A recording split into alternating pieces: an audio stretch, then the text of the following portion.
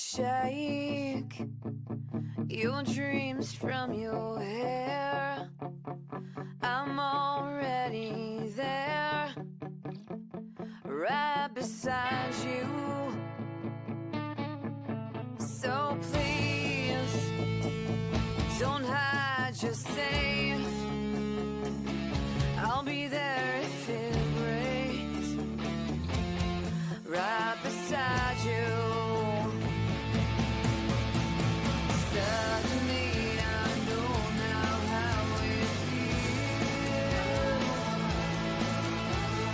I no longer have to beg or steal. I can stand now on this higher ground, where love is just a sound. Good morning, everyone. Welcome to Coffee and Cresties. I'm Crystal here with Gecko Diva, and I got my Tim Hortons this morning. For those who are Canadian, they will know that this season right now, they've came out with all these like vintage cups, which are a lot of fun. I think this one might be the newer one. But I kind of felt a little nerdy because I was telling my husband the other day, I'm like, I want to collect all these cups because they came out with ones from like original, from the 80s and the 90s, and like some really neat looking old designs, and it gave you a little bit of a nostalgia. They also came out with a chai tea latte, which is fabulous because now I get to save money and I don't have to go get a fancy coffee at a fancy place. So drinking tea today. Hope everyone's doing good. I see a bunch of people joining us live this morning. It's kind of nice to get back into the swing of things and pop on first thing in the morning. I've missed this. I know I took quite a bit of a break, and it's been a little bit of a slow start to get back into this and have a show every Sunday. And I definitely can't say that I can do it every Sunday. It has been very busy for me here and for our family, but trying to do it as many Sundays as I can. And that really depends on people wanting to come on the show.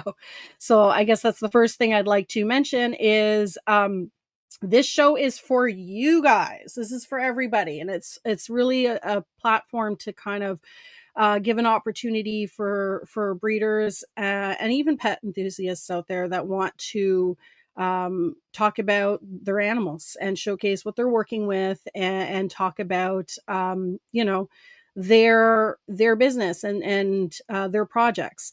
So this is for whether you're a small hobbyist, a small breeder, or a larger breeder. Definitely would love to share your story and have you on here. So if you are interested, hit me up, send me a DM. Definitely would love to hear from you, and we can get you on. And all the more reason to be able to talk geckos and to see some really cool animals, because there's so many people who have really awesome looking geckos or even really awesome looking setups. So this is the place to be. Would love to share your story with everybody. This morning, and just a few little things I wanted to touch base on. I think this is the first time I'm back since CRBE, which is our big Canadian Reptile Breeder Expo here in Canada. It's our largest show in Canada, and as some of you know, and you've heard me talk about it and share, I was vending there this year. This was my second year vending at CRBE, and I thought I'd share a little picture of the setup. Had an awesome time. We actually had quite a bit of people that came up from the States, which was really nice to put, faces to names. It was the first time that I got to meet some people that I've been listening to on YouTube for a while. It was a really good time. A lot of really great people came to visit. I appreciate each and every one of you who came by and said hi. And it really is an awesome opportunity to be able to meet everyone, and another excuse to talk geckos and to share, your projects and what you're working with. The next expo that I have coming up that we're doing is the one local to us. So there is an expo run by the same organizer. He does it in Ottawa. So it's the Ottawa Pet Expo. And again, it is a pet expo. So part of the expo is going to be dogs and cats. There's a small animals and a bird section as well. And also we have reptiles, plants, and I believe they have aquatics as well in Ottawa. So that's the first weekend of November. And I'm going to be there. My husband's going to be there too with VIP Morphs. And we're pretty excited to see everyone who's able to come or travel from locally. Those of you who are not Canadian might not know that Ottawa is the capital of Canada. So if it gives you an excuse to come for a trip, I'd love to see you there. Another thing I wanted to bring up, if those of you have missed it, is EPIC. So EPIC is the Exotic Pet Industry Conference. It's an online conference that's put on. This is the second one they've done. They did one, I think, was very early in the spring. I can't remember exactly when it was. So this is the second one. And it's a free conference. So you get to join, watch videos, participate at no cost, which is awesome. And so if you're interested in checking it out, you just go to their website, epic.live, and you click on schedule, and they have all the different sessions, and there's everywhere from business, breeding, industry, pet, lots of really great guests. You can go and check it out. They do have, like, once you click on a session. So I did do one session with David from Tiki's Geckos, and we did geckos from keeping to breeding. So that transition for someone who's deciding to take that leap where you've had geckos and just, as pets and are thinking of becoming a breeder or, on whatever scale that you want. David had some pretty awesome information. Once you click on the schedule, it'll take you to the video, and the videos are all on YouTube. So it brings you right to YouTube. And I had a really good time doing this. I haven't had a lot of time to go and check it all out. So definitely going to be catching some replays when I can fit them in. It's been a pretty busy time, but there's a lot of great gecko people who participated. I know Bobby from Gecko Cove did a session as well, talking about different species of geckos. And I think he was talking about tokies being one of them. So it's definitely awesome. I would highly recommend taking some time to go check it out if you can.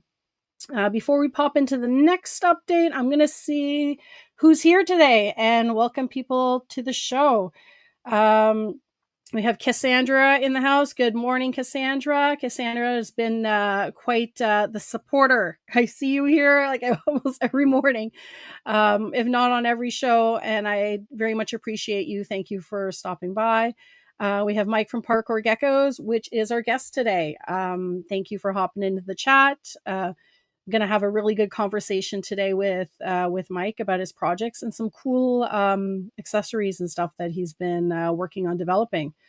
We have GW Morph in the house. Good morning. Thank you for joining. Cassandra saying, I have been watching some replays, awesome conversations, and I learned a thing or two. That's awesome. Yeah, Epic is a really cool thing because it's giving an opportunity to get more information out there for people to be able to learn. It's just another platform for learning and staying connected and getting to know what's going on. Some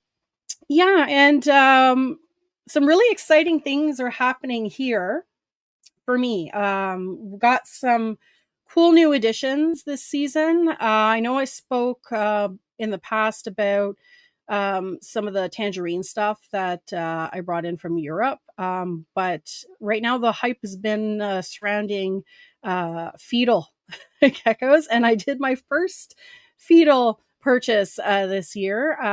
And welcome to new geckos. So I thought I'd share them here. I have posted them on Instagram, but I thought it'd be fun to kind of just talk about it and why I decided to bring them in. So this one is Cheeto Man. So Cheeto Man is a cappuccino, empty back, and has some tangerine going on. So the reason I wanted to bring Cheeto Man here is to work him into some of my empty back and super empty back projects, specifically with Lily White and Tangerine. So he's going to be taking part in some of those projects. I have some holdbacks that I'm sure you see me post. I have a yellow holdback bikini kill who is a empty back Lily White. And she's getting up to breeding weight. And I also have a red Lily White empty back as well, Lily Pool. So that is who I'm planning for this project. I also have a couple, maybe one other gecko in mind. I'm just trying to figure out what I want to do for next season, but I'm super excited. This is my first cap that has no spots. So I'm kind of excited to work in cappuccino and some of those projects. The other one I'm pretty stoked about is Hulk. So some of you have seen that I've posted Lipton quite a bit. Lipton is my green gecko. That has been basically the foundation of my green project, which I've been calling Hulk project, but never actually had a gecko named Hulk. It was all Lipton. And so far, the hatchlings, I haven't had a whole lot of hatchlings coming from the green project as of yet because it's been a bit of a slow start. But this year, the hatchlings that are popping out are really cool. So far, I've been having a lot of green hues, which is very exciting. Hulk here is over from Reptile City, so from Dawn. So you might be familiar with Mr. Grinch over at Little Monsters. And Hulk would be part of that line. So he's going to be taking part of the Green Project, and definitely excited to work in this line with some of the green green geckos that I have here working in that project, and finally have a gecko named Hulk, which is pretty exciting.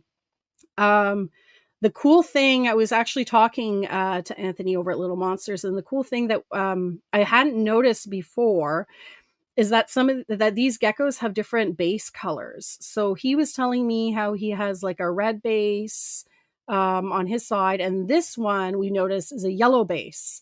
And you can see it here in this picture with on his head, that you can kind of see that yellow hue. But it's kind of neat that we're seeing this green color on different base colors, which is really interesting. So super excited to see how that green project is going to progress. Moving on to some cool hatchlings that came out this season. This little guy is a phantom lily that hatched out, which has some pretty strong tigering on him, and also has the pinstripe. And I just thought I'd share the picture here because it's pretty neat, because you can see the tiger kind of cross over if you follow some of the lines underneath, but then the pinstripe is still there. So that's been a pretty interesting hatchling to come out this season that I'm pretty excited about. Also, this is the first lily that popped out of the green project, the Hulk project. So this one was, some of you may remember I posted a reel with Lipton that I was pairing him with a lavender Lily White that had a little bit of that highlighter tangerine hue. And this is the first egg that we had that was viable. I have some more eggs in the incubator.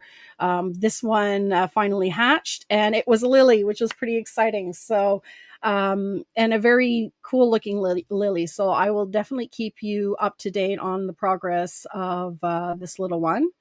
And the other thing that was pretty exciting this year was the empty back lily projects. So I had paired, I did a pairing this year in hopes to produce super empty back. So like the 2 copies of empty back in a lily. I haven't seen anyone produce it, and I've been trying to see if there's been any examples, so I have no idea what to expect.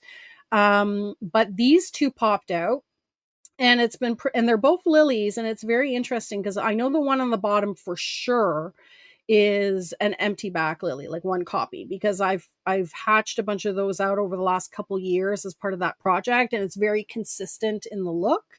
But that top one I found was pretty interesting because the dorsal has a lot of that lily pattern stripped away, and it definitely, like, as it's progressing, I can see more and more, like, it's definitely a lily. It has the side pattern, it has the belly, very definite line down the belly.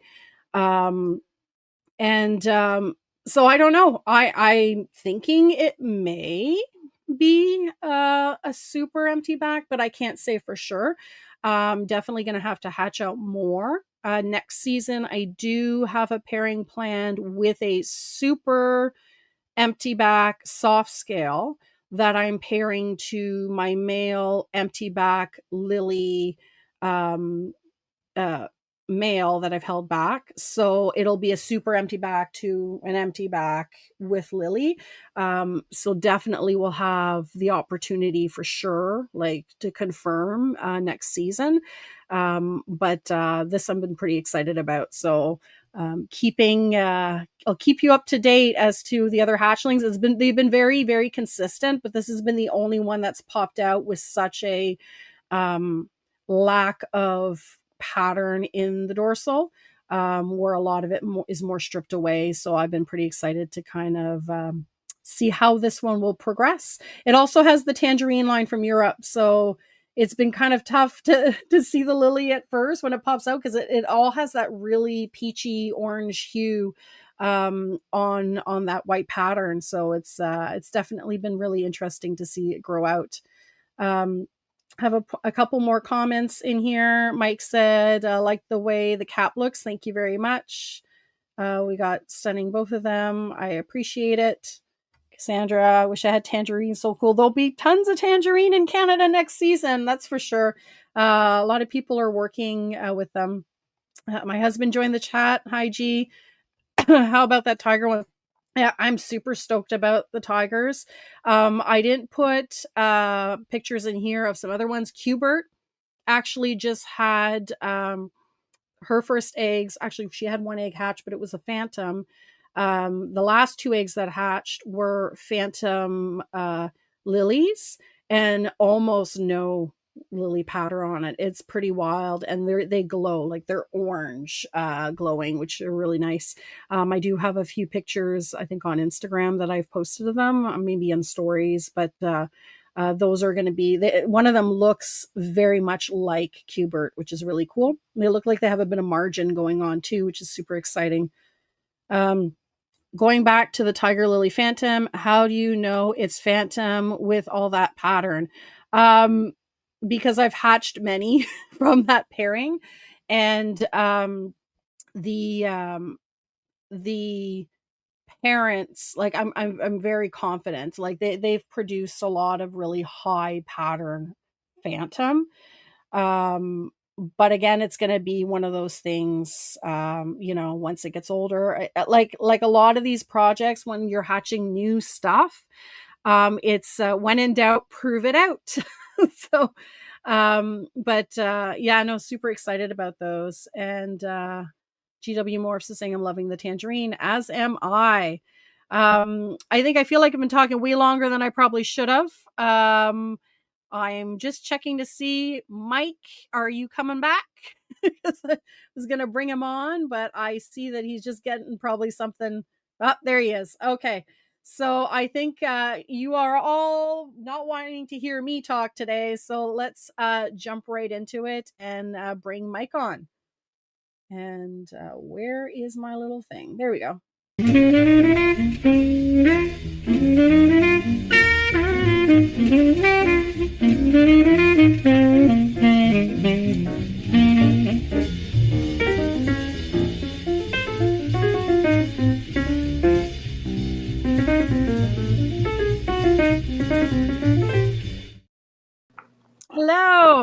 Hello. Hello. Welcome. Hey, everybody. Thanks for joining us.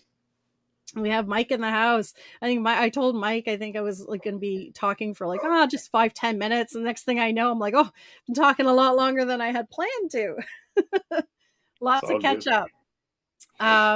Thank you so much for joining us today, Mike. Why don't we get started with just telling people who you are, where are you located, and how you came up with that name, which is a really fun name, by the way. My name's Mike. I do this with my son, Aiden, who never seems to be around. He plays sports, so he's always busy. He's at lacrosse practice right now. Okay. And he plays soccer. He wrestles. He's just a busy kid, so it's tough to lock him down sometimes. But anyways, I started this with my son. It was kind of a situation that snowballed from beta fish. And yeah, oh God, I hate beta fish at this point in my life. They were taking so much time cleaning these tanks. I had a bunch of micro tanks, and it was taking forever to clean them. But we also had 2 geckos. We had 2 crested geckos that were already in a bioactive enclosures. And again, I didn't know what I was doing back then. There were 2 males in this I think it was a 24 tank, and they were both in there. You know, I didn't know, I couldn't tell the difference between a male and female back then. And I finally looked at him because I was sick of cleaning these fish tanks with him, and he was young then. And I said, hey, let's get rid of the fish and we'll breed geckos. And from there, it snowballed to what we are. And as far as the name goes, it's on him. I think I was holding a gecko, and it jumped out of my hand and landed like it landed, and he yells out, parkour. Parkour. Parkour. And from there, I'm like, hey, I think we're going to be Parkour Geckos, and kind of just snowballed into that also.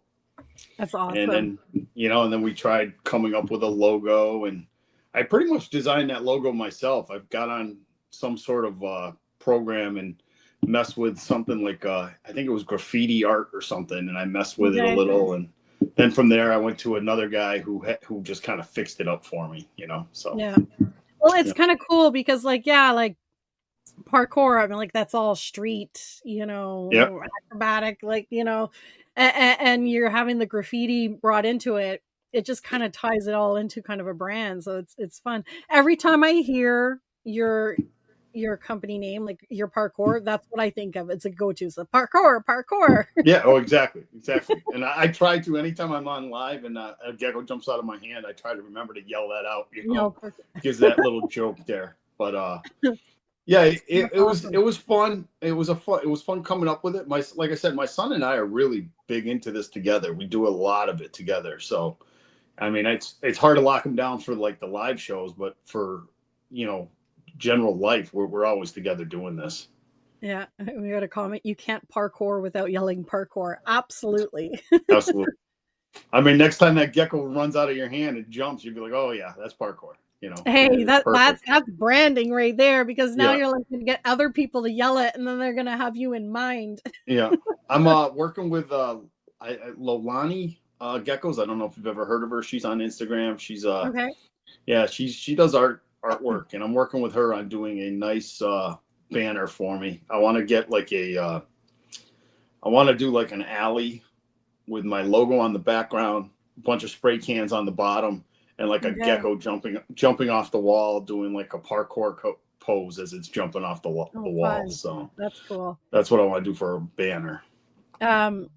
There's also opportunities to do fun little like custom things. Like I think of like Redline Shipping does a lot of those things, like where they do bags and stuff. And at one point they had custom sneakers that were Redline.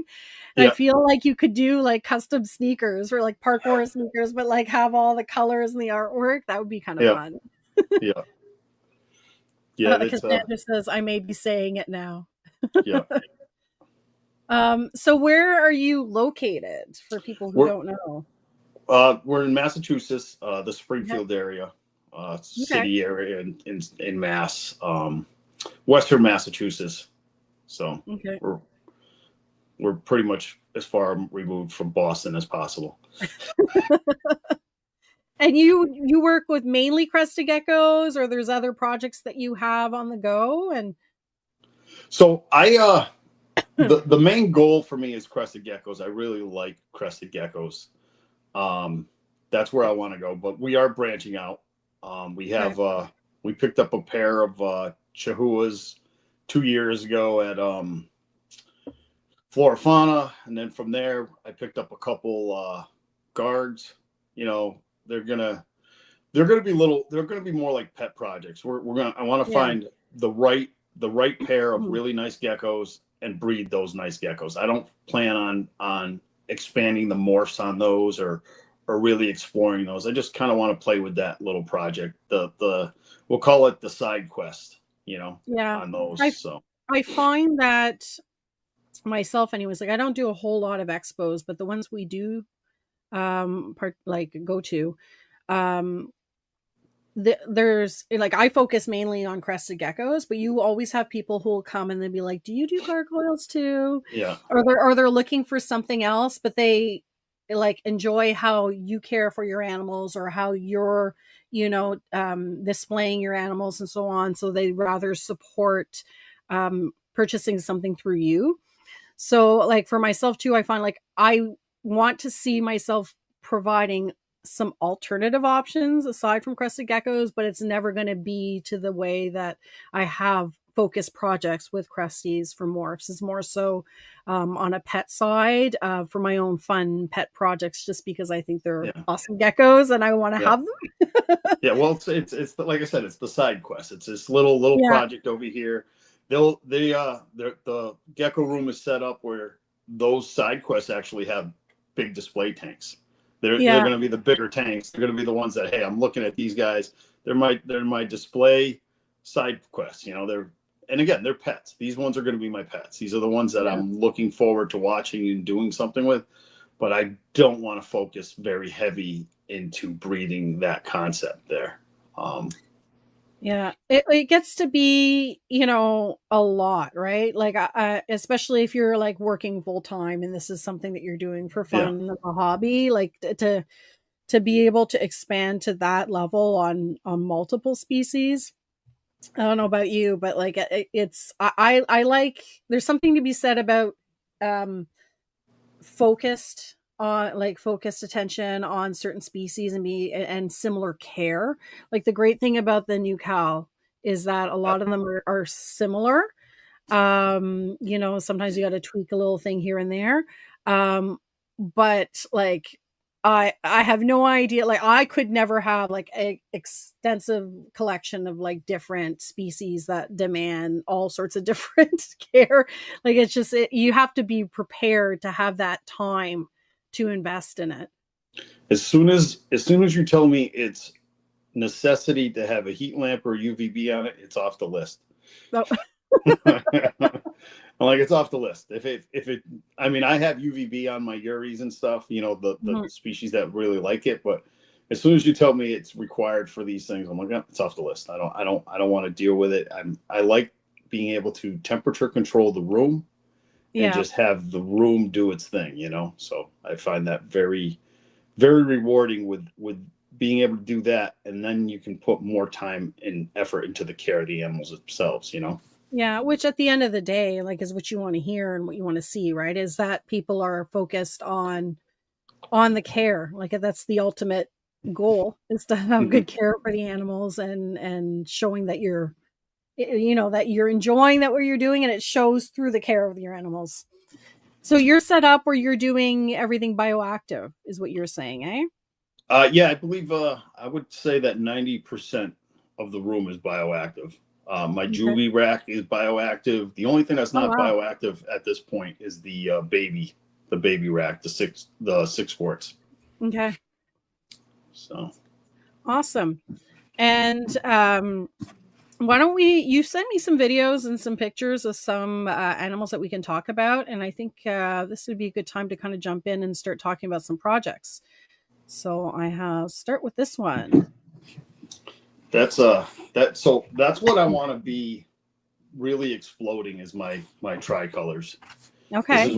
This is really where my son and I are trying to focus is the tricolor project, which everybody seems to be focusing on tricolors when they start off. You know, it's very catchy looking, but I love them. I think that this animal here, this is Achilles. Okay. Achilles is he was produced by Yamori Geckos. I don't remember the parentage on him right off the bat, but I saw this gecko. He had it on Morph Market, and I was like, okay, that's gonna be the replacement cornerstone male that I wanted to go with. So Okay. I picked him up to further along my tricolor project. Awesome. Yeah. And do you have specific goals for your tricolor project, or like, because I know some people are looking more to have that like white fringe Yeah. or more pattern or like more separated pattern or So color. so his overall look is what I like. I really like that. I'd like to finish off that pin down his back. Okay. That or break up the pin and stop it right at the top of the head where it's just the top fringe, which is always pretty cool too, where Okay. the pin disappears. But I want to really explode the Emily Burke white. That's the goal process there. Yeah, really have it pop. Yes, exactly. And he does pop actually. He has that white. So he's a good candidate for that. We have a question actually that popped in the chat from an earlier subject. You mentioned, Mike, that you have the breeding females on bioactive. Do you find that it works well? So my females are on bioactive, but I also have the egg crate on the bottom, so the females can't dig into the bioactive. So that's how I've accomplished this. Everyone has their lay box. I do have one gecko that refuses to use that lay box properly and still laying on the bottom. I've picked up a couple dented eggs here and there. Actually, I'm pretty sure the reason I have a runted gecko, 115 days in the egg, and it only weighed 87 grams. Not 87. 0.87 grams when it came out of the egg, and I'm like, and it's so tiny. It's smaller than my Yuri's. And I think that was one of the dented eggs that, when I say dented, I mean it was folded in half. I brought the egg back to life, and I'm pretty sure that's the baby. That was it. I didn't tag that egg. I do have another one that I'm doing the exact same thing because she did it again. So I'm going to tag that egg and see what happens this time, There you go. Yeah. I mean, at the end of the day, if they're hatching out, like if they make it to like that for full term to hatch out and they hatch out on their own, viability tends, in my experience anyways, to be a little bit higher than if you're having to help them. So that's promising. It might just be a little one, but yeah. Again, I think that might be the reason it's runted. Like it didn't have the room development in that egg. But again, this is me coming up with a reason why I have a 0.87 gram gecko as opposed to everything else that's at least 1.98. So it's like you are half the size. Yeah, it sounds like a reasonable theory. I had one giant egg. I think it was the biggest one that I had. It was weighing, I believe, around 4.5. The last time I had weighed it, and this hatchling that popped out of that egg is massive compared to all my others.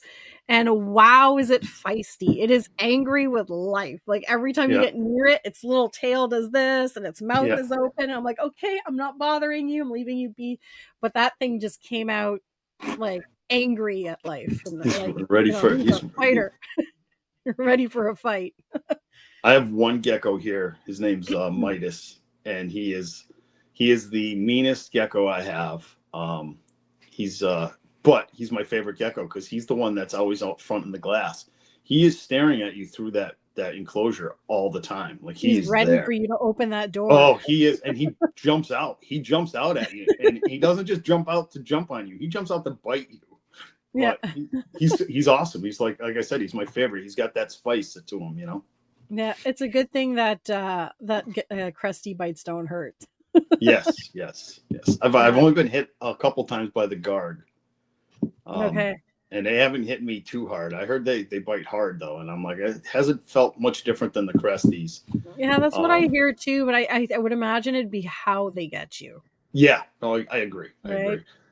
Yeah, I have. I don't have anything mean here that I can think of. I do have one who is the sweetest thing as a hatchling, and then soon as he's hit that like 20 gram mark, he's a complete spaz at this point. And then You have to, he's like one of them, you have to be careful when you open his enclosure because he'll just burst out of there, and he's fast and like super agile. So every time I take care of that guy, I'm like, okay, here we go. I got to keep my, and then when you grab him, he's the only one that actually bites because he doesn't like to be caught.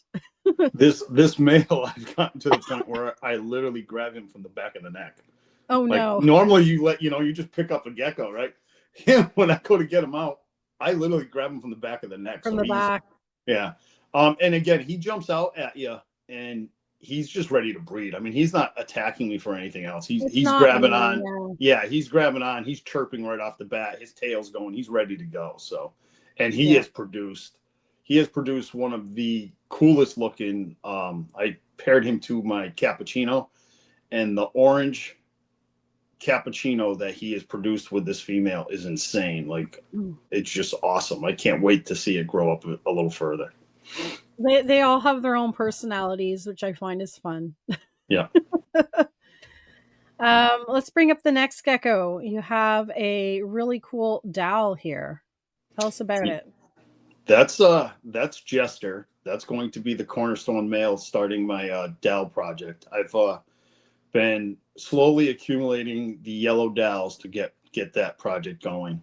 And this one, he's definitely cornerstone. He's got the head, he's got everything going on, he's got the dowel spot. So I'm looking forward to using him out. He's a direct off son of Chester from Tiki's Geckos. Okay. So he's off from Tiki's, and yeah, I can't wait to use him. He's got just, this is going to be a fun project for me. I haven't done the dowels. Okay. And this is really exciting for me to get into the dowel project. So this is your first, I guess, time working with the dowel project. Yeah. I mean, I have dowel spots in my collection for sure. Yeah. It just happens. But yeah. But like dedicated to dowel. Yes. Dedicated to dowels. In fact, our first gecko was is Goggles. We still have him here. He's not going anywhere. He's a Harlequin Dalmatian olive. And he's just awesome, but yeah, this is where I want to go. I want to expand this yellow dowel project. Yellow dowels. Are you sticking with like the black dowel spots, or are you looking to do like confetti stuff or like different? I'm literally want to just go with the yellow and black. I like this look. I like this contrast. I just think it looks insane. And then when they're fired down to that white pail, it looks like dominoes. They're just insane looking. This is really the one that I kind of fell in love with. I also work closely with a friend up here who does the hypo red confetti dowel. So it's kind of a situation where he and I have been close to each other. So it's kind of fun to him going a project and I'm going a different project. It works out really well. We work with each other on each other's tables. I can sell his geckos. He can sell mine. It's just simple. He's not doing tries. He's not doing this. He's doing empty back. He's doing this. It's just a swap in having the variety, but fun. Well, that's fun. Awesome. Well, I look forward to seeing some of the dowels that you're going to produce in the next season. Dowels is a new project for me too. I don't have a lot. I have one pair that was this season with a specific goal in mind. Trying to get I'm working with the red dowel spots is what I want to see. In a lily project, but it's kind of nice to have those little, like you mentioned earlier, little side quests. Yeah. So again, I bought these pretty small when I started. Yeah. So you're trusting the breeder to tell you that these geckos are really going to be fire. I'm not going to be able to do that until I actually raise a couple of my own hatchlings out, but yeah, they do not start off looking like fire. They look bland. They look very bland starting off. So when you guys get into these dowel projects, I know you guys are putting a lot into what the breeders are telling you, and sometimes that can backfire because there are some shady people out there. But if you trust the breeder and they tell you something's going to be fire, and they're giving you a deal on these baby hatchlings, because again, you buy a hatchling dowel as opposed to a full-grown dowel, you're talking a huge difference in price. Absolutely. Once they get to this look, you're not going to get them cheap. Yeah. And, there's always been that difference in opinion on importance of lineage. And I think when you're looking at things like DAO projects, lineage is where something is more important. When you're not so much the lineage, but to be able to see a consistency in what the animal's producing and how the animals will grow, right? So like you're saying, like the hatchlings come out, you're not seeing the amount of DAO spots that could potentially have with that animal once it gets to be like 20 grams and plus, right? Like that's a project where you're going to be expecting to see more development as it grows.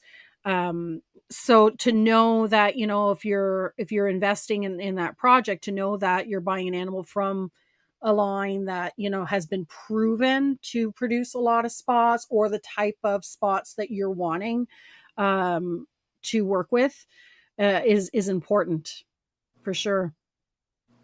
And that takes time. Because Yeah. you never know that right with one season right off the bat.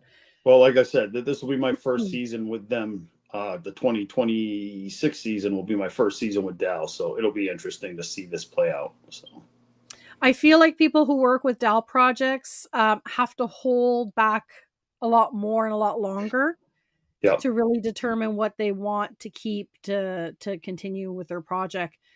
So that's a little bit more of a long-term project. it's at least getting them to the 30 gram mark from Yeah. the from what I've witnessed as growing the ones up I had. I mean, they're just different animals from what I purchased at. So Yeah. Awesome. Let's bring up the next gecko. all right, this is going for that tricolor project. This is Megara. She is she's an Emily Burke line female that is going to either go to a Achilles, or she's going to go to I have another one named Hercules that is Okay. a potential mate of hers. Again, this is, I believe, I'm going to hold back lineage because I don't remember the names, but it's an AJD reptiles Okay. that I picked up. But look at the head structure on that thing. Just look at that freaking. I was gonna say her crest. structure is nice, Yeah. like it in such a wide back too, right? Yeah, she's got that look. That's the kind of gecko I kind of want to produce. It's kind of some of my males that I have that have the look, the color. They don't have that structure look. They're healthy animals. They're pushing the 50 gram marks, but they're the lanky, long ones instead of that. I want the tubby looking one, you know, a little chunkier. The ones that are a little bit weigh a little bit more. I don't want to say they weigh much more. I mean, I've got males that are 50 grams, but they're long and lanky as opposed to, and it's just weird. Like I look at that gecko and I would tell you it was a 40 gram gecko, but I put it on the scale, it weighs 50. It's just longer and skinnier looking. It's just a different, you know, we all look different, right? We all look different, and so do geckos. So. You got to find, sometimes it's a matter of finding pairings that will complement each other too, right? Yeah. And where, you know, they're going to kind of maybe get a mix of the best of both worlds. Janine says, I just had a baby hatch out at 3 grams. That is huge. Incubated at 134 days. That is a large hatchling. That's a long hatch too. I mean, I think my longest hatch is 115. Okay. I do not cut eggs anymore. Okay. Every time I've done, I've had failure. So they do what they do, and then if they don't come out, I throw the egg away. You know, but I don't ever throw the egg away. Really, actually, I think everything's come out that I've had that I did not bother trying to cut. I've done 3 egg cuttings, and I just have not done it well, or they just come out dead. I don't know. Yeah. So. I've been meaning to hatch that weigh that hatchling, that big one that I just had, but he's just so angry. so I'm like, oh, I'll let you be, and then I'll weigh you maybe sometime this week. I'll have to figure out a way so I'm not upsetting it. But yeah, 3 grams is a hefty little hatchling. Yeah, Jenny, I would love to see a picture of that. Yeah. A 3 gram hatchling is giant. I hatched gargs for the first time this season, and man, are they chunky little hatchlings. They're so cute. They're neat. I've had a bunch. I've again my guard project that I'm working on. Everything I've gotten has been 4 grams growing up. So 6 Okay. grams. So I've watched these things grow up from the beginning, and it's I'm 3. It's going to be 3 years in for that project. So I'm excited. Wow. Next year I get to pair my first set together, and it'll be fun. Cool. It's awesome. Well, let's bring up the next one here. This is the animal right here. This is my this was supposed to be a male. I purchased this as a male. I was excited. Okay. This was going to be my Xanthic male. His name was Hades, and I was psyched for this male. But he had other plans and decided to transgender me and went female. One female. Yeah. So you must have had some pseudopores. yeah. I still love him. I mean, she's awesome. Her name changed to Lilith now. Okay. She's an Xanthic hypo lily white. A lily white Xanthic hypo, and I believe she is at least empty back, if not super stripe on that back. And I really want to promote that. This is where I want to try to push this gecko into the empty back. I believe it's what's her name? She has the killer geckos. They look like skunks. Killer Xanthics. I can't think of her name. Yeah, I know what you're talking about. If someone knows and can put it in the chat, yeah, let us know. Oh, someone said Lilith, mother of demons. That's the gecko. Yeah, that's the gecko Lilith. So yeah, so Hades. Okay. It went from Hades, the god of the underworld, to Lilith, the mother of demons. Exactly. So, way to go, Kat. Nice job. So that's where this one's pushing. I really like the way this looks. So I kind of probably got to look for a nice het EB male, which I do not want any more males. So I don't know what I'm doing with her next year. she might just hold back again another season. Find a super one with 2 copies, and then the one thing that I find that I was finding a little difficult with Xanthic and caps was making sure that empty back was in the genetics, because I find like a lot of them will look like they're empty back just because of how you get that reduced pattern. But when you're looking at the parents, you can see that it's not there. Like even if it's like 2 hats, for instance, you can see that they don't have it visibly anyways in the pairing. So that's one thing that, like, I have some animals here where I'm like, oh, it looks empty back, but I don't see it in the lineage. So I kind of mark which ones I know for sure because I've seen the parents are empty back, and then I know that that's what it has. But have you found that a bit tricky when you're working with things like Xanthics and caps? And like, have you had the same experience? Or I have cappuccinos that pull out that empty back look all the time. Okay. I do not work with empty backs. I was about to get into it, and I had the animals sitting here. I think I had about 5 or 6 animals ready to go. And again, I can't do every project that I would love to do. I want empty backs on my table because I want to have this on my table, this on my table. I'm like, you know what? I got to give up. I got to give this up. So I did abandon the empty back project. I think I have 1 male and 1 female that I still have sitting here, a tangerine female that is empty back, and a really cool looking dark empty back. But I'm just he might just go. I might just get rid of him. I don't know if I want to pursue that empty back project unless I'm pursuing it for this project here, because I do want to try to make that skunk look. And but on the other aspect, I don't want to chase that project. So if I do end up doing this, it's going to be by finding that proper het that's going to make this happen. Yeah. No, fair enough. So, Janine had a comment: doesn't Lily suppress dull spots? I've personally heard that. I have a yellow lily here who has dowel spots, and she's got red dowel spots as well, and it's on the white pattern. So that's my project here, is I'm trying to get more like red dowel spots on Lily. And I know there's a few people who are working with that. I've seen some people working with phantoms, producing phantom lilies, and you see a lot of the dowel spots on the phantom portion.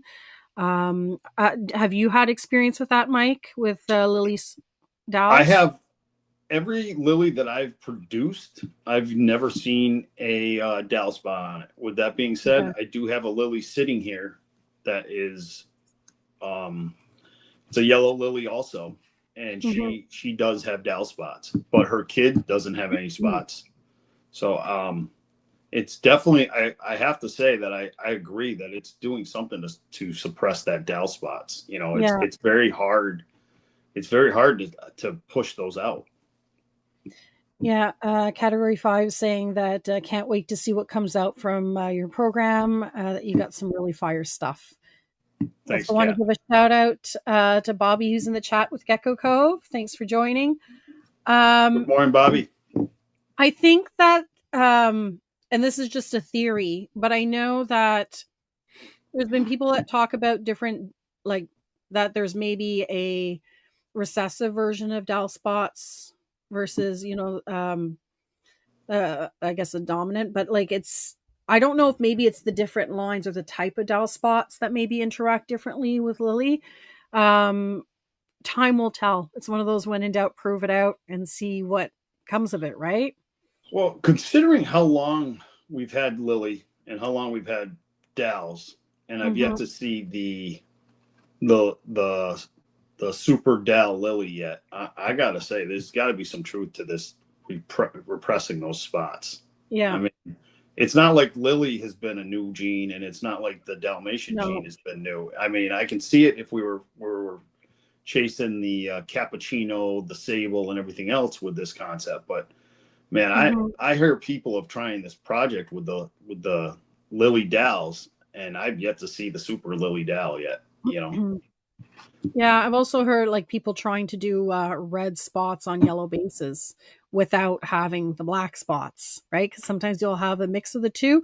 But I think it was Brian over at Altitude was been working on a project for years now to just get just red spots on a yellow base.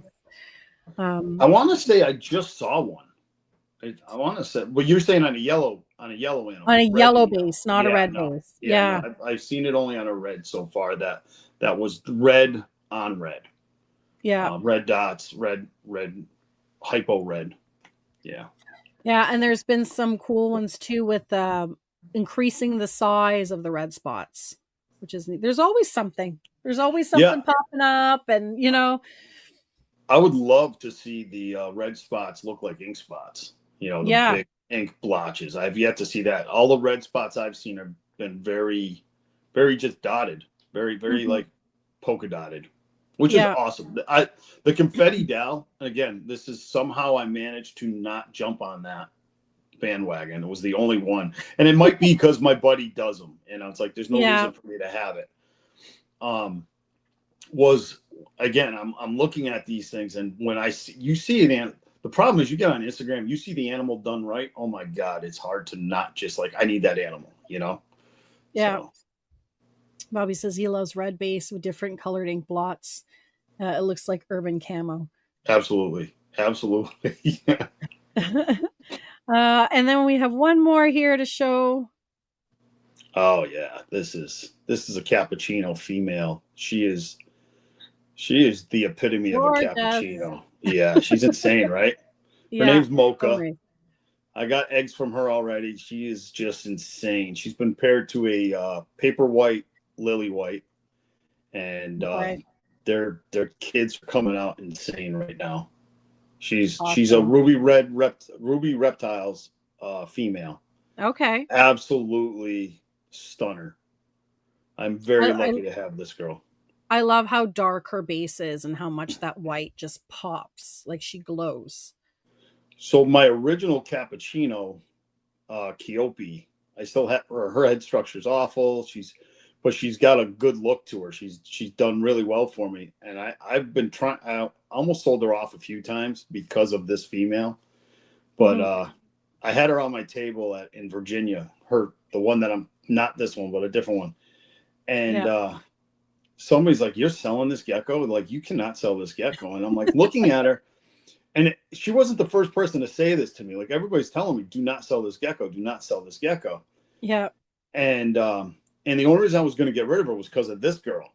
And I'm like, you guys don't understand. I got this like insane one, but yeah, Keope almost left because of her, but she is not. She's staying around, and I'm going to run 2 different projects with them now. So, but Awesome. the white on this thing is just so cool with the dark. I mean, I love this gecko. Sorry, go ahead. I was going to say, it is one of the nicest cappuccinos I have ever seen, to be honest with you. I know it's mine, but it's one of the nicest cappuccinos I've ever seen.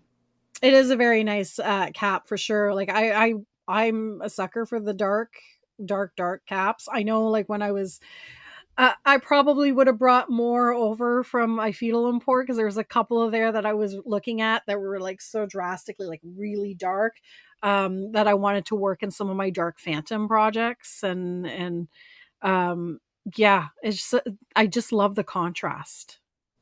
It's so nice, and the structure is lovely as well. I'm excited to see the hatchlings out of this. Maybe I'll have to pick one up, as my husband, I'm sure, is listening to me saying, "No more geckos." Oh, awesome. Is your goal with so what's your goal with your cap project? Are you looking to do more fraps, or just add more pattern to caps, or? I think I'm gonna abandon the frap projects and try to Okay. go with a higher white project. Okay. So I'll probably end up going to a Frostline male on that cappuccino. I also have a snowflake male that could go well with her. Oh, And snowflake would be nice. yeah. So I'm probably gonna just abandon that, at least for her, abandon the Frappuccino project. There's just too many out there at this point. It's just going to get flooded with that. So I feel like I want to do a better cappuccino, which again, there's a ton of those out there too, but I just want to do a better cappuccino. I find that a lot of people have kind of switched over to sable. Like, there seems to be a lot more interest and hype in sable. So for me, I was like, I'm focusing on caps. I just got into caps, and I really want to see where I can take, the caps that I have and the projects I'm working with, how far I guess I can push it for those projects, like to make something cool and different.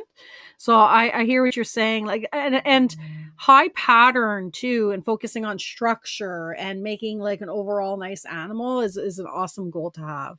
Yeah. From advice from a friend of mine, he's not in the hobby anymore, but like one of the conversations we were back and forth talking, he's like, well, what's your what's your norms that you're going to work on?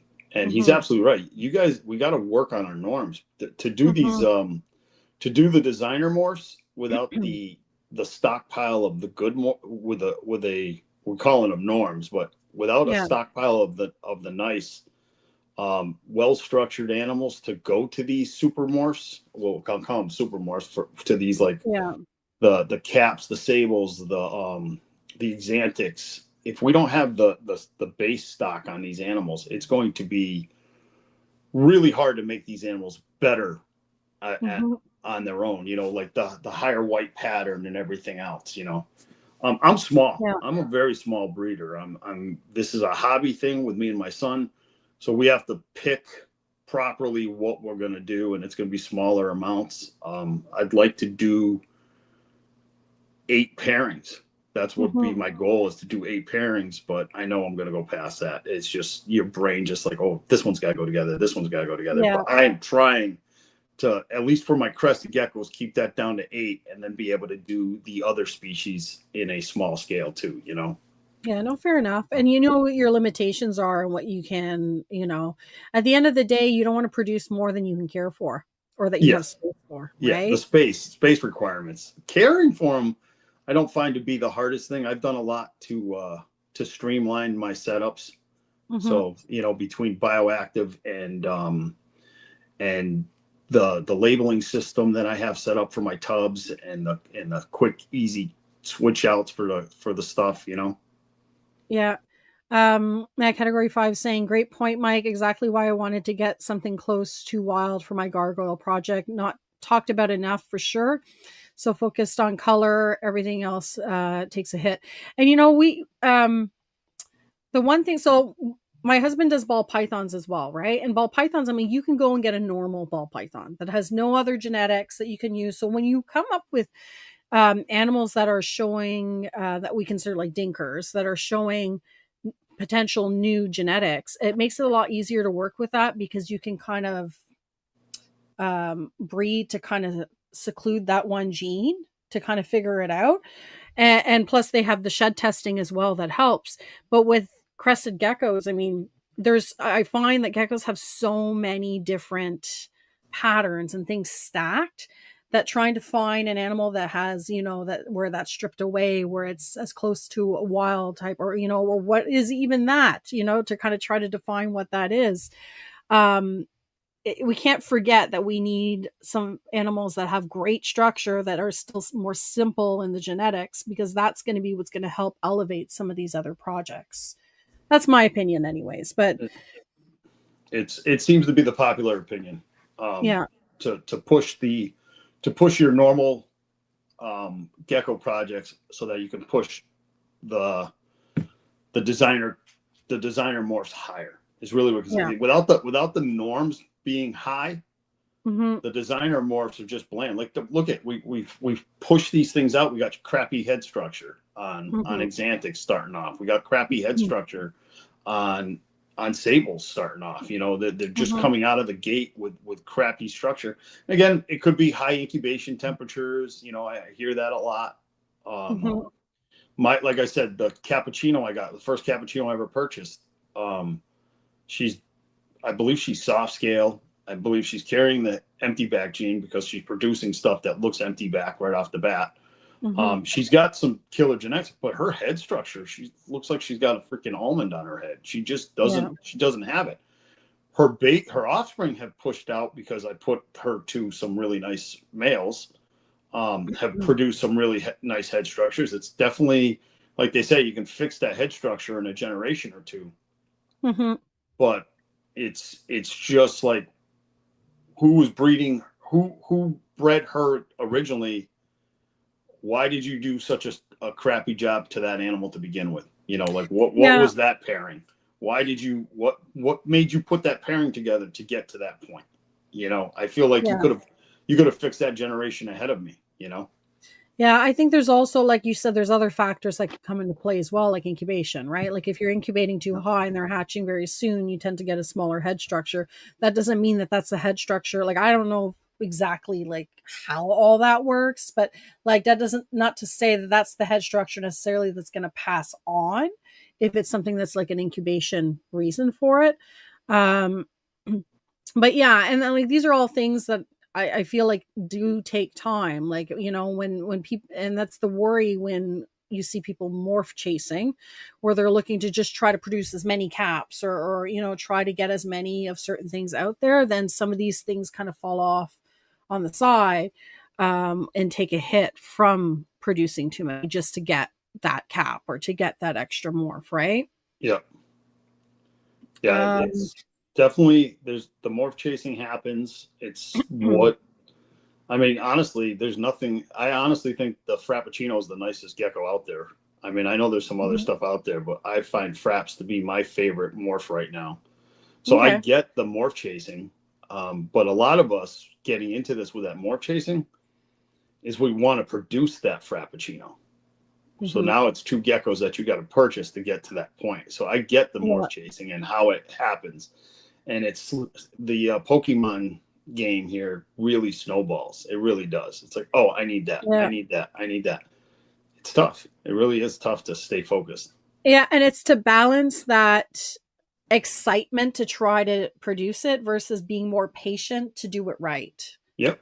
you know. Yeah. I know I struggle with that. Sometimes I'll be like, oh, I just need this. I really want to like get to this step, you know. And sometimes I gotta be like, okay, maybe I need to take a little bit more time to find the right. And I've tried to like really kind of put that in play now, where, you know, I'm at the point where like I don't want to increase the number of animals that I have because I am holding some back that I've selected for certain projects. So when I am looking at introducing something new, I always have my little checklist. Okay, what is it going to bring to the table? And, you know, why is this a good decision to put it within this breeding project? I got to have about 10 different spreadsheets going of like, okay, so these are the males, these are the females, who can go to what, and why am I doing that pairing? And what is Yeah. it potentially producing? What am I trying to push? What is this? Yeah. What is that? And then I bet you I got 10 of them that are probably the same spreadsheet too, because it's like I forgot I already did the other spreadsheet, you know. But Yeah. it's when I do the pen and paper, writing this stuff down, I enjoy that. Like I like writing it down, seeing it, and like, okay, this is. I mean, I got flashcards inside the gecko room. Like, okay, if I put these two together, what could I do? You know, and I write down Yeah. on these flashcards here and there. I spend way too much time in there. That's for sure. No, like every season I'm there and I have like all my males on blue sticky notes, all my females on pink sticky notes, and Yeah. I'm like, okay, and I make a map. You know, I'm like, Yep. okay, so what is this gonna do? What's this gonna do? Is this a It better looks like a pairing? And crime then you scene kind of like investigation with the string. like a little roster. Then Yeah. once it's all set, I'm like, okay, now I gotta take a picture of this because I'm gonna forget it. Yeah. Yeah.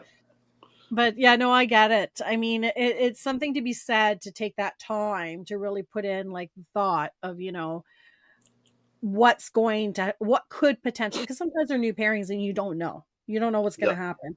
And if there are animals you've paired in the past that like not together but with others, then you have an idea of what, you know, that male or that female typically produces. So then that can be helpful. But when you're doing new pairings with new animals and you have no idea, that's where it gets a little tricky. Sometimes you get pleasant surprises and sometimes Yeah. you're like, yeah, I'm not going to repeat that pairing again. So I have one of those that I've just not been happy with anything that this girl and this guy have produced. I put them 2 years together. They have the Yeah. genetics and the potential, but nothing that they put together screams to me like I want to keep you back. There's not one hold back out of that group, Yeah. nothing, you know. But the female cappuccino that I keep talking about, Kiopi, Yeah. she's been with 2 different males and she's produced fire with everything she's been with. So I'm like, well, maybe she's the magic there, you know? Yeah. And yeah, I should have shared her offspring picture of the cap that she produced, because it's just crazy looking. It's this orange cap, kind of Okay. like what you picked up from Fetal, you know. Yeah. It kind of has that look, you know. And it's just, and then the ones that she did with her Frostline male that she was with the year before, I don't think I have one cappuccino left from that pairing. Oh, They wow. all disappeared on me. So Well, you didn't share it here, but nothing yeah, stops you from sharing it on Instagram and saying, remember yep, that thing, that animal I was talking to you about on yeah, the podcast? Well, here it is. yeah. He's actually been. I believe I posted him. I do a gecko weather report, so Okay. I Yeah, do I a see lot of that. yeah. It's So fun. yeah, just something fun to do, and I'll throw out a gecko real quick, you know, just a quick little video of him and throw him out there. So he's definitely been shown. I just don't remember what date it was, you know. Awesome. Well, we've hit over an hour mark, but I do want to talk about some of the cool accessory stuff that you've been Okay. coming up with. They've been very innovative. So do you mind maybe showing us some products that you have and we can Yeah. kind of talk about them? I mean, the biggest one was the one that really kind of kicked it off. Was the cricket dispenser. I'm going to see if I can I'm going to swap. There you go. Yeah, this has been the biggest one. Yeah. 32-ounce deli cup. You attach it to the side with hot glue. You drill a hole in the top, and you can fill this thing up with crickets. And you're able to, if you don't have lids, efficiently. If you're doing a drawer system or whatnot, you can efficiently dump these crickets from this container right into your enclosures. Mm-hmm. You dust them, everything. It's definitely a time saver when it comes to feeding crickets like this. I used to dread feeding crickets because it took me so much longer to feed crickets than it took me to do crested gecko diet. Yeah. I can feed crickets 10 times faster than gecko diet now because of this system. Yeah. I've Well, made and it three. helps control the number of crickets. You're not like accidentally dumping too many at a time either, or like You got to get used to how you dump and how it Mhm. works, but realistically, it's going to drop whatever catches into the bottom of the funnel. It's going to drop down, and everything else drops down into the top of the cover. So you can only get so much in there at a time. The dispersing hole also is going to limit the amount that are coming down. So Okay. on that same concept, I've got 3 different versions now. So this one's got a little smaller hole. Oh, for smaller crickets? Yeah, so you can get the smaller crickets in there. And then I've even gone to the point of drastically smaller. Some people want to do fruit flies or pinheads. Pinheads. Oh, neat. What am I doing here? Pinheads suck, man. Oh my God. I've done pinhead a few times and they're impossible to try to like dump. This actually works very well for it. You can control how they're coming down. There is the issue of crickets climbing up the straws. So if you take too long to feed, the crickets can climb up the straws. Some people use caps and whatnot on top of them. I actually produce a cap that I make now thanks to somebody's recommendation, Gecko Diva. So there's a cap that goes on here that actually will stop them from coming out. But it's just one of those situations there. These things have been great. They do help out a lot for feeding gecko or crickets very fast. GW Morphs is saying, if anyone wants to order some of these in Canada, I will get in on it. I really, really want one of these. Mike sent me one. It's pretty awesome. And now that I see the different straws, this is one thing I think that some people might be able to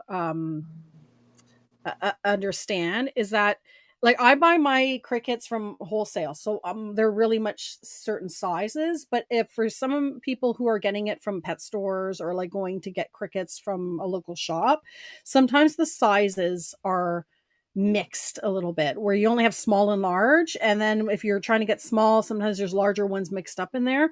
So the different size straws would be helpful because then you'll have different sizes in there, but if you use a smaller straw, you're getting smaller crickets that are going to go through that straw. So when you're feeding smaller geckos, you can still kind of use that and it'll kind of, I guess, siphon right the different sizes, which is pretty cool.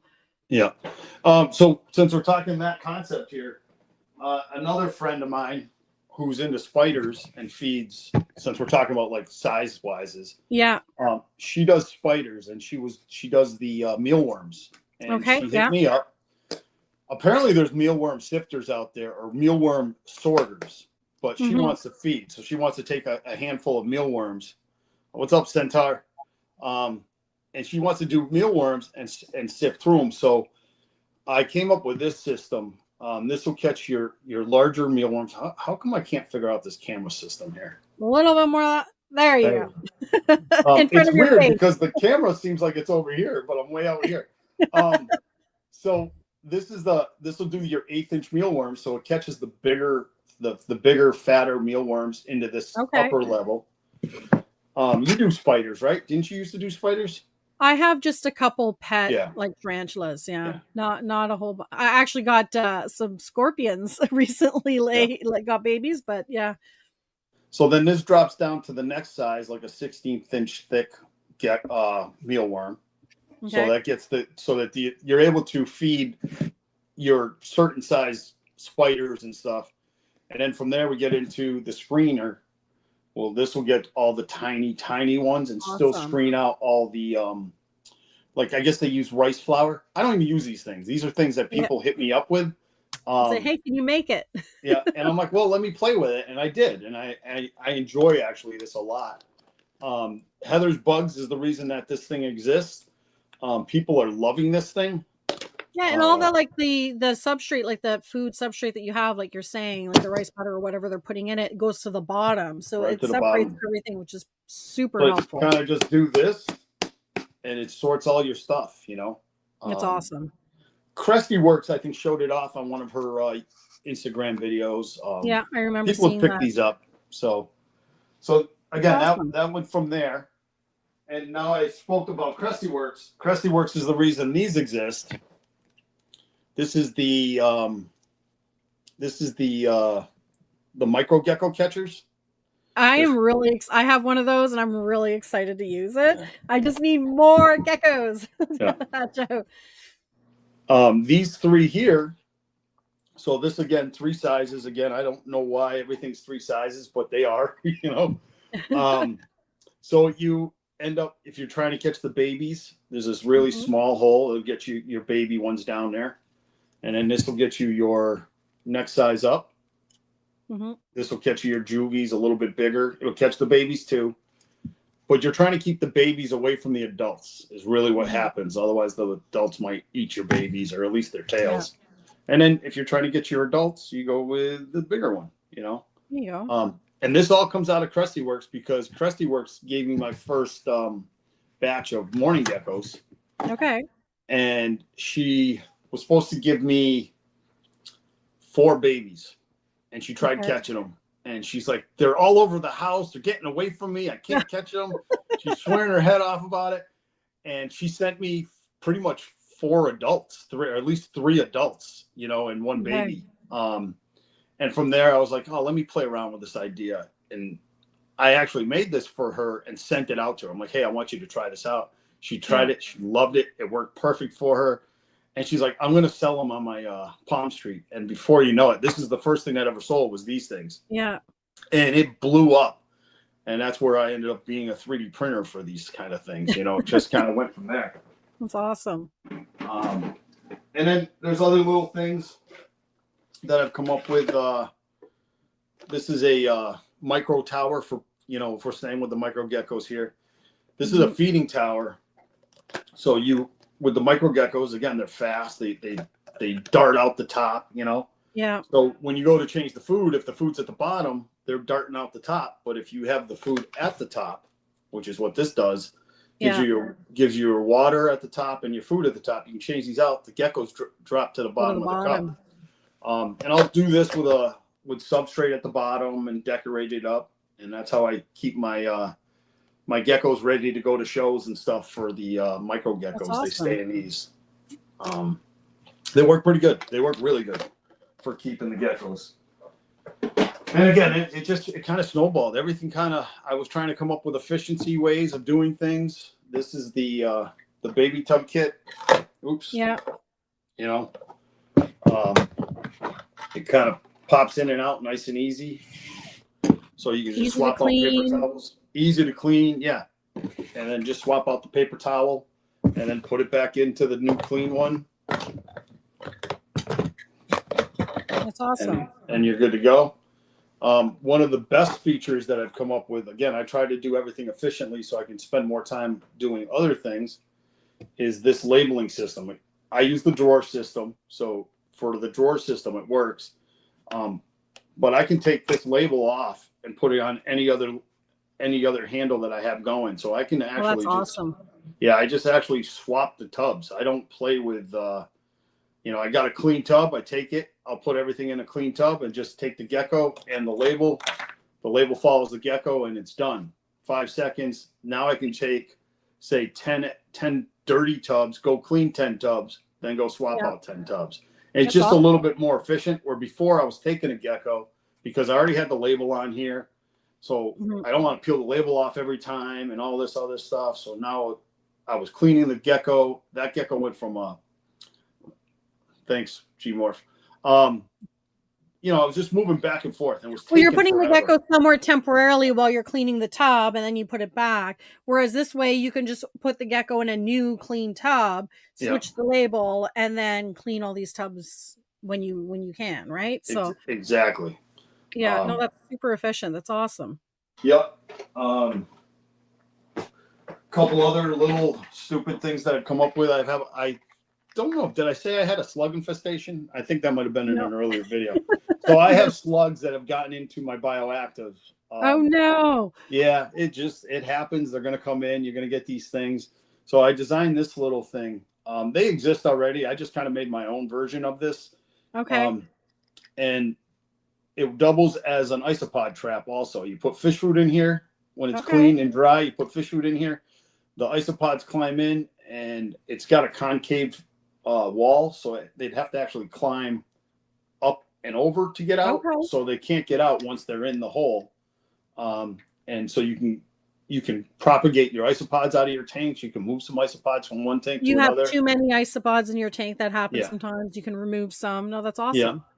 So, but if you want to change it to slug trap, you just fill this with beer, and the slugs climb into it and they drown themselves. Oh, and the wow. cap keeps the geckos from getting into there. So That's awesome. that's how that Hot works tip. for me. What's that? Hot tip. Yeah, there's other versions out there. I just made my own version of it. Is all it comes down to. One of the top things that seem to be very popular are the latches for the drop down shoe boxes. Okay. A lot of people in the States are using these shoe boxes. They're Amazon shoe boxes, and the problem is they're just magnetic latches. They work very well, but it doesn't take much. Yeah, doesn't take much for the gecko to hit that top corner, and then all of a sudden it's open. So this just secures them, keeps the gecko from getting out. Oh, sweet. Yeah, that's awesome. And then two versions. This is the stacking version, so that comes with a spacer in the back and the front, so that no matter what, if I get you right, no matter what, you're leveled and everything else. I hot glue them on, makes it easier.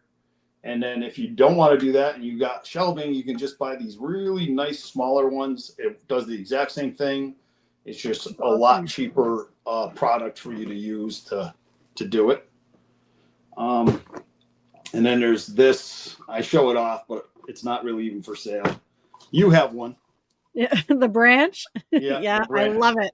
Yeah, a lot. I mean, I wish I could figure out where to get this foam properly. If I could get this foam properly, I'd be selling these. But right now, yeah, it's just kind of my own thing. I do love these things. They work out great for the juvie enclosures. Yeah, no, for sure. Awesome. And the last thing I'll show off, and it's still just prototyping. I mean, I got more, but we'll cut it short here. I use. So the last thing I got is this here. This is the tub splitter. This is going to make it so that you can split your 6-quart tub into two. You can have a baby on either side, making it a little smaller, making it a little more secure for the little babies to finally get, just making it smaller. Yeah. I find that a 6-quart is really big for a 2-gram baby. I just think it really is. I'm working on it right now. This is designed for, again, the drawer system. It's not designed for the for lids. lid. The problem with lids is they actually have a bubble in the middle, and I didn't realize it until I started playing with it a little more. And I didn't start playing with this until I talked to you yesterday about lids. But it you may be able to tell. I don't know. There's a gap from the top of the enclosure. It bubbles up about quarter. Well, and the other thing too is sometimes lids can kind of warp and go down or go up. Yeah. So it's a little bit trickier with lids. Yeah. So I'm going to play with that a little bit more for a lid system. But realistically, I was doing most of this stuff. No offense to everybody who wants this stuff. I made it for myself, and that's how it was designed. I apologize that it doesn't fit your needs 100%. Yeah. You made it for yourself, but a lot of people are benefiting from it. Yes, they are. Yes, they are. So if anyone wants to order some of these cool accessories, where would be the right place for them to get in touch or to be able to order some? So the best way is IG if you want to go direct. Instagram, just direct Instagram message me. We can talk. I can show you what I have. I can give you videos of what installation videos are and stuff like that. The other option is I do Palm Streets. I try to do Palm Street once a month, twice a month at max, is where I'm at, depending on the situation. I mean, there's been a couple times where I've done like back to backs because I was in a hotel doing a show. So I was like, I got nothing else to do. I might as well just do them, so kind of thing. So yeah, for the most part, I try to do Palm Street once a month to give people the option here. I'll run Mhm. purges a little more often, just throw them on Palm Street as a purge, and if they sell, great, you know. And I just mess with it. I just don't spend the Yeah. 10 hours that I seem to spend on Palm Street trying to sell stuff. You know, if I do a Yeah. purge, I just let it go. So For those of you who are in Canada and can't access Palm Street, because I know it's hit and miss for that, a lot of people don't have access to it. Just send Mike a DM on Instagram. yeah, so I've had a lot of Canadians and Europeans overseas looking to try to get some of these products. Mm-hmm. And what I really need is a broker, because I just don't see the efficiency of me sending you one product that's going to 3 times the price because you have to pull it over there, you know. Yeah. If someone wanted to reach out and get like a lot of them, it might be worth it for them, but then they're going to have to be sitting on product that they have to unload, you know. So Yeah. and again, I had people from the UK wanting to get some micro catchers, and I'm like, I can sell them to you, but I just feel like they're not worth the upcharge that you're going to end up with on it, you know. I think some people too have boxes on they're close to the border, so they'll Yeah. have it shipped to a box on the state side, and then they'll just drive it through. So we need people. We need people to do Yeah. that. Get a bunch of them and bring them to the shows for people over on your Yeah. end. They would like Yeah. that. There's a couple options. We can talk offline. I think I know a few people I can put you in touch with that might be able to do that or Yeah. something. You know, there are some Canadian that come to some of the US shows as well, right? In vans. So Yeah. awesome. Thank you so much for joining. What's the best place that people can reach you? You want to pimp out your socials? You said you're on Again, Palm Street.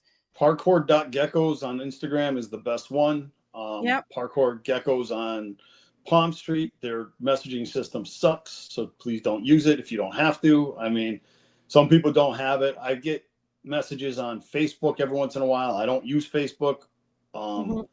Other than Instagram posting to Facebook, you know, it just automatically posts. So I end up getting people that way. And I'm like, oh, how long have you been waiting for a response? You know, and I feel bad about it because I just don't use these platforms.